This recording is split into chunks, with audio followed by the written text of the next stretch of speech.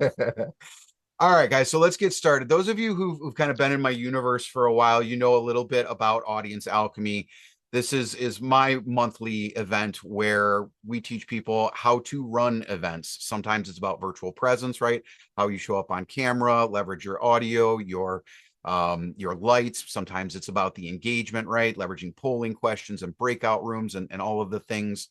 But more recently, I've started bringing on some collaborators, people who are doing some cool things in this space or have a unique perspective on how to leverage virtual events. And so Angie and I met, I think, probably almost 2 or 3 years ago at this point, right? Hmm. I think it was my first Babs you and I met. Yep. Badass Business Summit for those of you who are not initiated with SCN. And we've kept in touch, done some networking and made some introductions for each other. And we recently reconnected and we were talking a little bit about what she's been doing, and she's doing some really cool stuff. I'll let her share a little bit more about Founders Recess, but basically taking teams out to do some really cool activities. And this is one of the activities that she does oftentimes in person with groups. So this is a little bit different take on Audience Alchemy. We're not specifically teaching about virtual events, but we're doing an activity that typically is done in person here in a virtual event. And obviously it is about writing. So again, not necessarily how you're showing up on camera or how you're communicating verbally with your audience, which is typically, kind of my MO. So again, you kind of, I think, know what you got into with the title with writing roulette. So with that, let me go ahead and introduce Angie. She's got 16 years in direct response, sales, excuse me, a little agita, I apologize, in sales oriented marketing. Some of her favorite campaigns that she's worked on are Chocolate Schmocklet. Actually sold scales and mops, and then dog houses for Valentine's Day. She's worked for the Hardware Olympics as well, Extreme Toilet Humor. With some bidet emails for those of you who are interested in that as well. But years and years in the copywriting space, and has worked with some major brands like Cody Sanchez, Jeff Walker, and Robert Kiyosaki. So I'm excited to have her share a little bit of her expertise, a little bit of her energy, and engage with us here. And through her direct efforts, actually, one last note, over $100 million in direct sales based on Angie's work and efforts. So somebody Yeah. worth hanging out with for a little while. Angie, floor is yours, sister. I almost hate throwing out that number, even though I know it's accurate, because like, what does that even mean? How do you even wrap your head around 100 million? So like, I tell people, once I hit 100 million, I stop counting. It's somewhere north of there, but who cares? The point is, I'm really good at selling, and I'm really good at helping people recognize their own stories. And it's just kind of evolved. First of all, I was a digital nomad for several years, and my friend Alex, who's on this call, helped me come to a realization.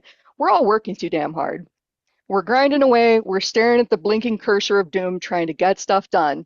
And when it doesn't happen, we think there's something wrong with us or, get it together. So when I talked to Alex about this, they came to visit me in Savannah on my road trip and said, just kind of offhand, I got more work done in the last 5 days on this front porch than I have in the last 5 months at home. And so that sparked an idea for something I do called Eat, Play, Launch. I don't know if you can see this or not, but this is a picture of me and a whole bunch of people driving bulldozers. That was my very first retreat. We went to Vegas and drove bulldozers and then had a whole bunch of white space to get things done. And that just, it's gone from there. I know the power of introducing something new, something fun, something unexpected, and then giving white space just to let stuff happen. Um, and writing roulette came from my own struggle with the blinking cursor of doom, I like to call it. I'm a writer. I'm a professional writer. I have done this. I've been writing since I was like 5, and even I struggle to sit down and write something. So one day I was lamenting this with Claude, talking to myself via my bot, um, and I just said offhand, I've got so many story ideas that I want to write down. I don't know where to start. I kind of wish I had a roulette wheel that would just tell me what I need to write today. And Claude threw out, I can make that for you. Do you want me to? And I was like, sure. So it did. And I have run several events since then. We're actually going to be spinning a wheel later, folks. It's an actual web page. Um, and there's just what I love about this is that there's a certain kind of magic that happens only when there's a time pressure, right? I think the blinking cursor of doom is a whole lot of pressure that we put on ourselves to produce something, right?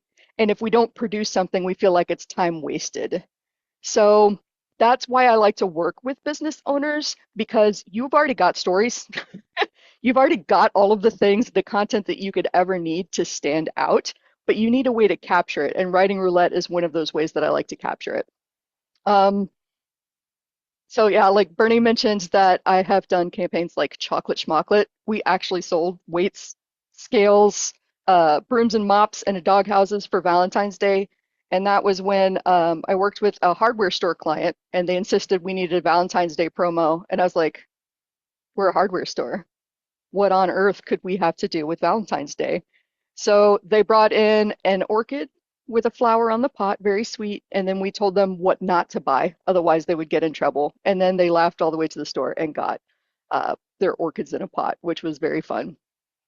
So often that material, it's sitting right there, even if you don't think it's there, like the connection between the hardware store and Valentine's Day. Um, well, lost my place there.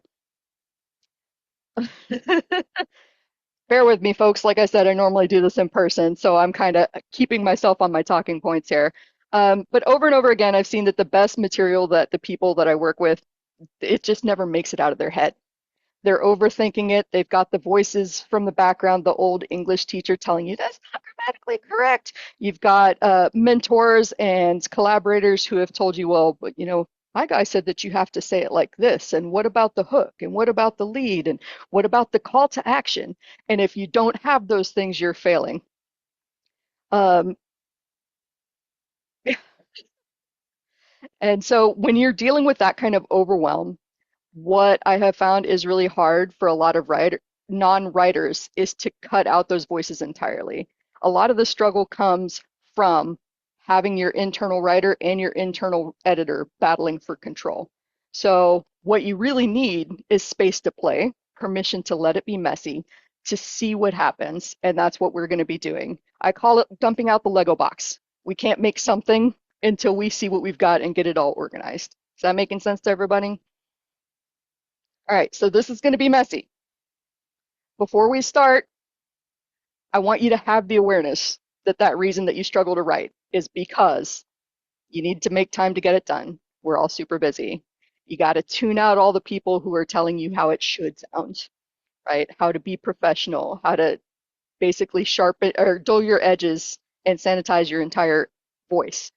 Um, you got to feel like you can be creative without having it lead to anything because you might be able to use this later once you've had a time to let it set.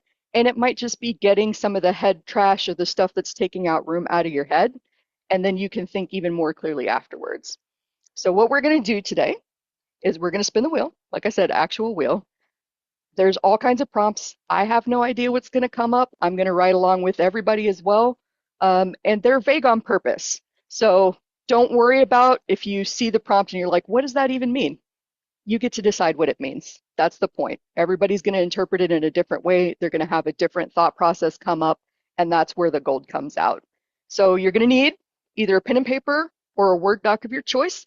Doesn't matter to me, whatever you prefer, whatever helps you write best, just so long as you spend the entire 10-minute block writing. That's the rule. Doesn't matter if you are saying over and over again, when does the timer go off? Oh my God, this sucks. Why did I sign up for this? I've done that plenty of times when I've done this exercise, and eventually something comes out, and I've got a shiny thread that I can follow, and some really good stuff comes up. I saw you unmute yourself, Bernie. Do you want to add to that? No, no, I felt like I should be prepared. Yeah. So that's how it's going to run. We're going to have two 10-minute writing blocks. We're going to have some background music to help you focus, and there's going to be a timer on the screen. We're going to do one 10-minute sprint. We're going to kind of come back together, see how that was, and then spin the wheel again and do a second sprint. Again, no good output, no bad output. The only failure here is not writing. So, like, if you just sit there the entire time and listen to the music, okay, cool. Thank you for hanging out with us, but right, it's all good. And some rules to keep in mind to that effect. This is about creativity, not competition. Don't worry about writing the best. Don't worry about even what anybody else is writing. This is just for you.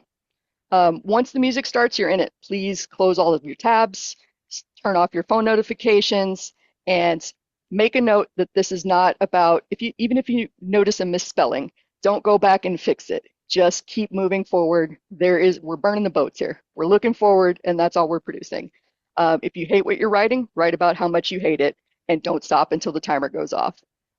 We'll give you a second to wrap up your last sentence, and then we'll come back, do the wheel, and go into round two and repeat the process. Is that clear so far? Any questions from anybody? Good. All right. Well, here we go. Prepare yourselves for the wheel. And as I mentioned, it's an actual wheel. Everybody can see it? There it is. Yep. All right, here we go.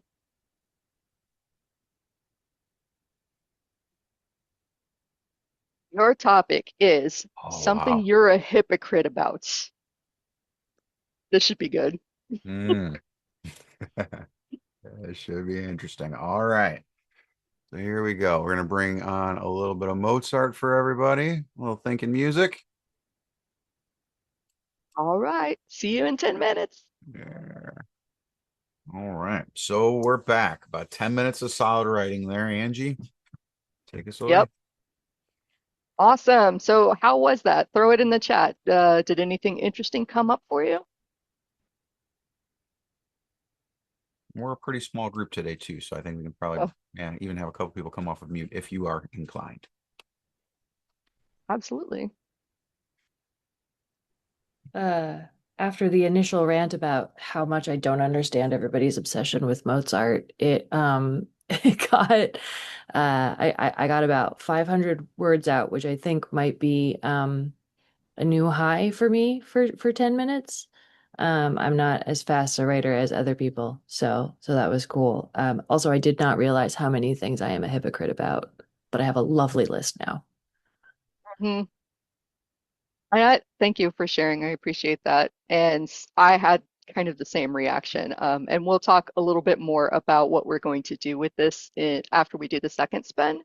Um, but this is the kind of stuff that people are really talking about when they say, be yourself, be vulnerable, be authentic. You don't necessarily have to share why you're a hypocrite or how you're a hypocrite, but it's interesting stuff to talk about. And I bet as soon as you saw that prompt, you were like, ooh, I wonder what everybody else is writing about. I wonder what they have to say. So this is the kind of stuff that builds authentic connection without you having to manufacture something like a lot of marketers and social media folks will tell you. So awesome. All right, we ready for round two? Some good stuff in the chat, too. Family stuff, Noel. Yeah. Felt like to another brain dump. Yeah, absolutely, Sheila. Mm-hmm. I actually I found like I was doing some solid writing, but also I found myself stopping for a second. I was like, oh, that is an interesting. I got to pause on that one for a second. Yep, I did that a couple of times. Yeah. Explaining why you had to change your messaging.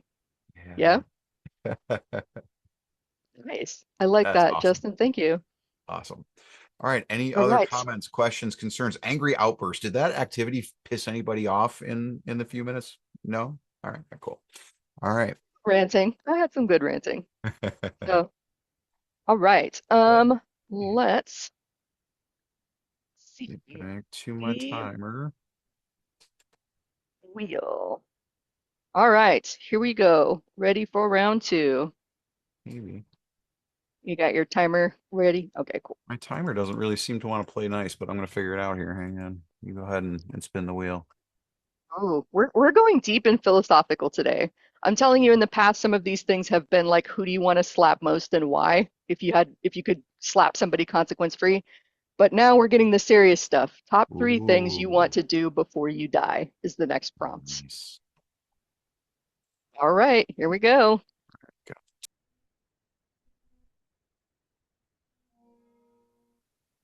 All right. Love that timer alarm. Right. Like Alex was at one of my first online versions of this, and my timer alarm was definitely like, oh my god. All right. So let's take another moment or two. Finish any thoughts you were having. Last sentence or two.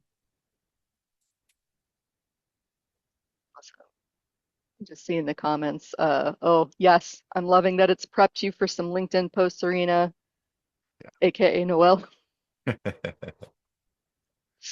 And you're right, Noel, the wheel does have a lot on there. I think there's something like 80 plus prompts. I have not had the same one come up twice so far, and I've run this several times. And Justin, I'm with you. I want to slap somebody before I die. Probably like a dozen somebodies. That should have been on the list. So Angie, logistics question. We said 8 was kind of the threshold. What do you think? 7. 7. You know what? I think we could do it in the room. I think this will be awesome. We'll probably want to stop recording for that though. Yep, you let me know when. All right. So what we're going to do now, if you have finished your writing, wrapped up your thoughts, is we're going to do a little sharing exercise. And don't freak out because there's a couple of ground rules around here, right? You can choose to read from either piece. You can choose to read a piece of it or the whole thing. It's up to you.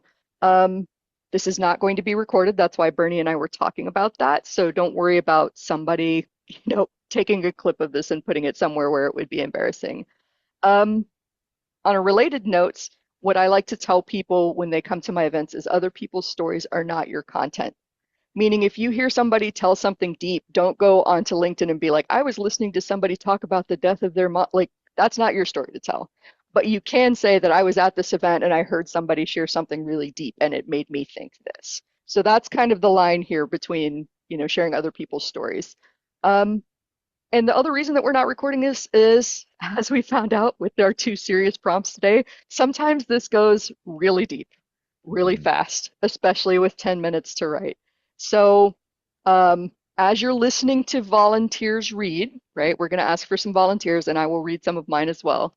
You are responsible for what I like to call capturing.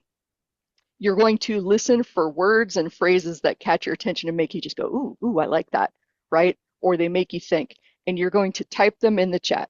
And that's it. It's not feedback. It's not question or clarification. It's not input, good or bad. It's literally just trying to quote things that you like from the piece and put it in the chat.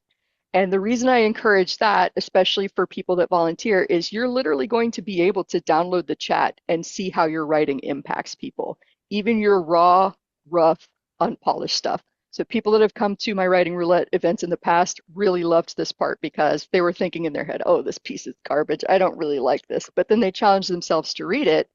And then what everybody was resonating with was not the stuff that they thought. They thought it was not good, not representative. Oh my God, I could have said that so much better. And it's exactly the thing that struck a nerve.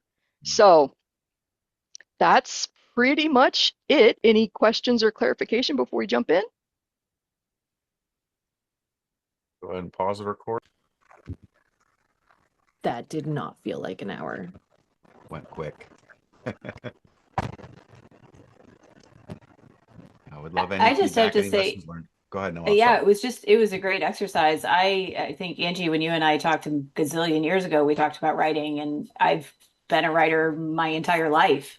It's how I've always defined myself, and this was just a really great exercise to think of some topics that I wouldn't have brought up for myself.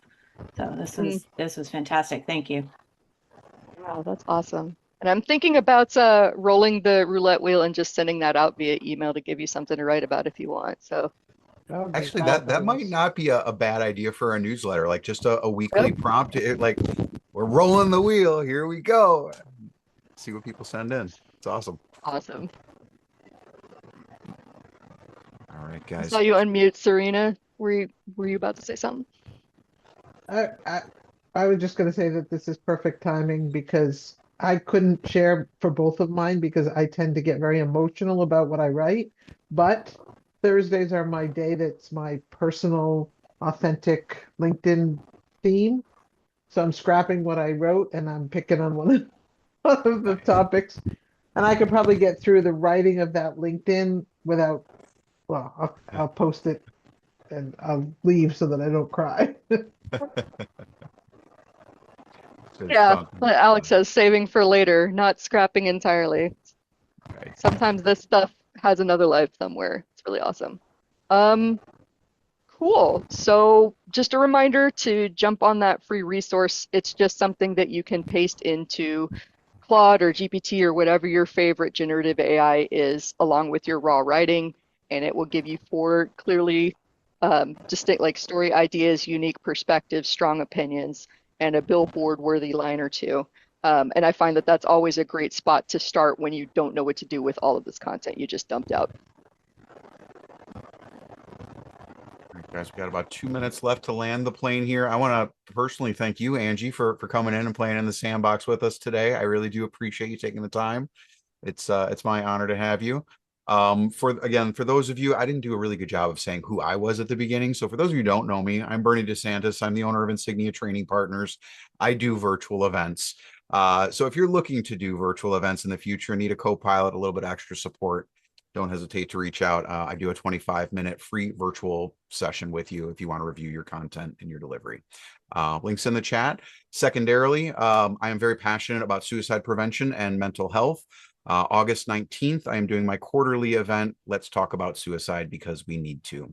So if it's not a conversation you typically engage in, it's probably a conversation you should be a part of. So I hope that you'll consider attending.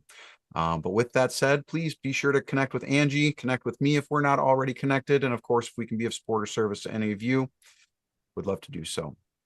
Otherwise, hopefully we'll see you at the next Audience Alchemy in September. Or no, Thank you August. all for playing along. Thank you for letting us run this. This was a grand experiment, everybody. So it was a lot of fun for me. I hope you enjoyed yourself too.